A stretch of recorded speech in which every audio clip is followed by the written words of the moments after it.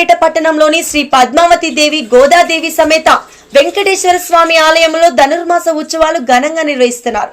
23వ రోజు శ్రీ వెంకటేశ్వర స్వామి వారు శ్రీ రామచంద్రుని అవతారంలో భక్తులకు దర్శనమిచ్చారు. వేద పండితులు స్వామివారికి ప్రత్యేక పూజలు నిర్వహించారు. వేద పండితులు దోర్బల కుమారస్వామి శర్మ శ్రీమన్నారాయణుని దశావతారాల్లోని శ్రీరామచంద్రుని అవతారం గురించి భక్తులకు ప్రవచనాలు వినిపించారు. ఆలయ కమిటీ సభ్యులు భక్తుల ఆధ్వర్యంలో శ్రీ వెంకటేశ్వర స్వామి వారికి ఆస్థాన పల్లకి సేవ నిర్వహించారు. అనంతరం తిరుప్పావై 23వ పాశురం నివేదించారు. ప్రత్యేక పూజల అనంతరం భక్తులకు ఆలయ అర్చకులు తీర్థ ప్రసాదాలు వితరణ చేశారు.